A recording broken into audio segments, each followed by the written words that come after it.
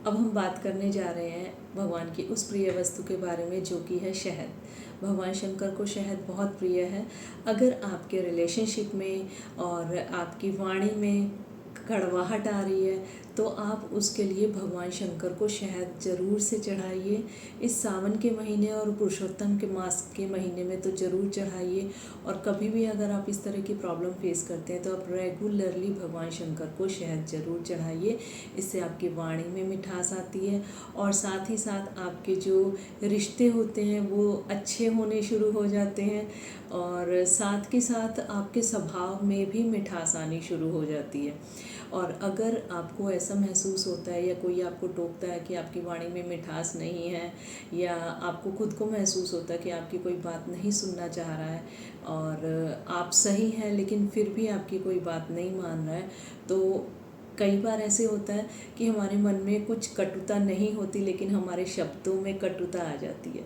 तो उस कटुता को, उस कठोरता को, उस कड़वाहट को दूर करने के लिए आपने क्या करना है, भगवान शंकर को तो शहद चढ़ाना ही है। साथ ही जब आप सुबह को उठते हैं, उठते ही सबसे पहले शहद में अपने पास सिरहाने रखना है, किसी शीशी में या कहीं पे आप टेबल साइड में रख सकते हैं। और डेली आपने उठने से पहले उस शहद को थोड़ा सा अपनी जीभा पे रखना है और प्रार्थना करनी है सरस्वती माँ से और भगवान शंकर से कि आपकी वाणी में मिठास आए। आप ये करके देखिए, आप खुद से मुझे फीडबैक देंगे और खुद से मुझे बताएंगे कि बहुत पॉजिटिव चेंज आपकी लाइफ में आने शुरू हो गए हैं। और इसी के साथ होता है आंकड़े का फूल। भगवान शंकर को बहुत प्रिय है। अगर आप एक आंकड़े का फूल भगवान शंकर को चढ़ाते हैं तो वो एक स्वर्ण फूल को चढ़ाने के बराबर आपको पुण्य मिलता है। और फिर आता है धतूरा। धतूरा भगवान शंकर को बहुत प्रिय है और जिस तरह के एनवायरनमेंट में भगवान शंकर रहते हैं वहाँ पे कैलाश पर्वत पे बहुत बर्फ़ होती है, बहुत ठंड होती है, तो ये धतूरा जो होता है ये गर्मी प्रदान करता है। तो इस तरह के आहार भगवान शंकर को बहुत ही प्रिय होते हैं। और एक बात और, अगर आपके घर में किसी को नशे की एडिक्शन है, चाहे अल्कोहल है और धूम्रपान करते हैं, सिगरेट है या किसी भी तरह की एडिक्शन जो नशे की है, अगर आप छुड़ाना चाहते हैं तो कम से कम 40 दिन एक धतूरा भगवान शंकर को ज़रूर से चढ़ाइए और थोड़ी सी भांग भी चढ़ाइए और उनसे प्रार्थना कीजिए कि जो हमारे घर में किसी सदस्य को एडिक्शन है वो दूर हो जाए। और जब उनको वो जल चढ़ाएं तो थोड़ा सा जल लाके उसको भी आप दे सकते हैं कि जिसको ये एडिक्शन है, जिससे जल्दी से जल्दी उसकी एडिक्शन ख़त्म हो। और साथ ही फिर हम बात करते हैं भगवान की बहुत प्रिय चीज़ जो कि रुद्राक्ष है। भगवान शंकर ने जब हजारों साल तक तपस्या की थी, आंखें बंद थीं, और जब वो उस तपस्या से बाहर आए और बाहरी जगत को देखा तो उनकी आंखों से जो अश्रुधारा बही उसी से रुद्राक्ष बने हैं।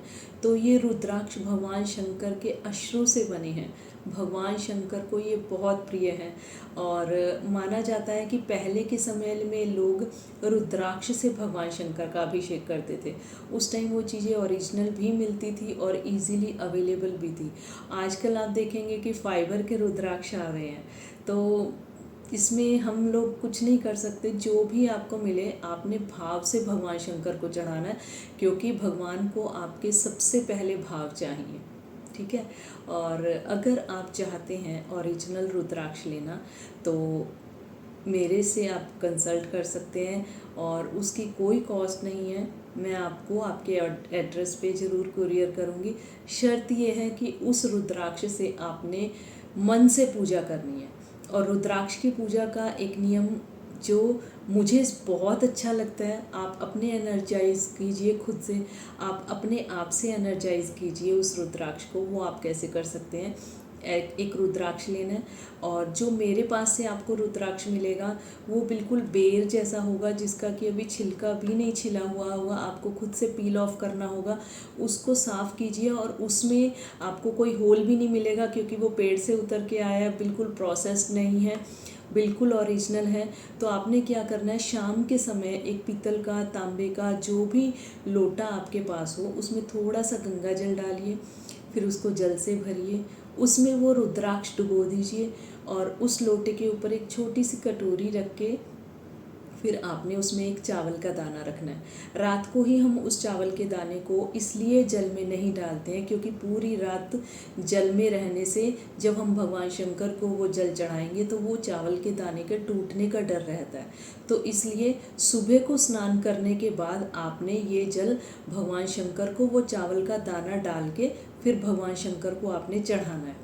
और ये जो लोटा शाम को आपने रखना है अपनी किचन में, जहाँ पे कि आप पीने के लिए साफ़ पानी रखते हैं, मटका रखते हैं या आरओ वगैरह है, उसके आसपास साफ़ जगह पे आपने ये रखना है।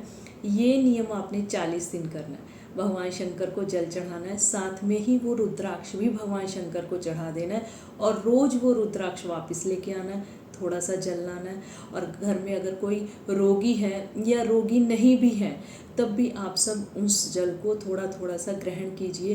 कहीं पे अगर आँखों में प्रॉब्लम है, कहीं बॉडी एक है, तो वहाँ पे वो जल ज़रूर लगाइए। आप खुद से देखेंगे कि उसका कितना असर दिखाई देता है।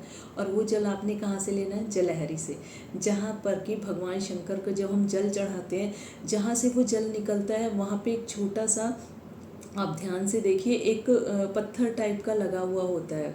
तो वो स्थान ऐसा होता है जहाँ 33 कोटि देवी देवताओं का वास होता है। अर्थात जो जल भगवान शंकर को चढ़ गया है वो 33 कोटि देवी देवता इंतजार करते हैं कि वो जल आए और हम ग्रहण करें। तो हम देखिए कितने सौभाग्यशाली होंगे कि अगर हम उस जल को, जो 33 करोड़ देवी देवता ग्रहण कर चुके हैं, उसके बाद हम प्रसाद रूप में उसको अपने घर पे लाते हैं। आप घर पे भी थोड़ा सा छिड़क सकते हैं, लेकिन कोशिश कीजिए कि वो दीवारों पे हल्का सा स्प्रे हो और आप वो जल पैरों में नहीं आना चाहिए। बस आप इस चीज़ का ध्यान रखिए, उस जल को ग्रहण कीजिए।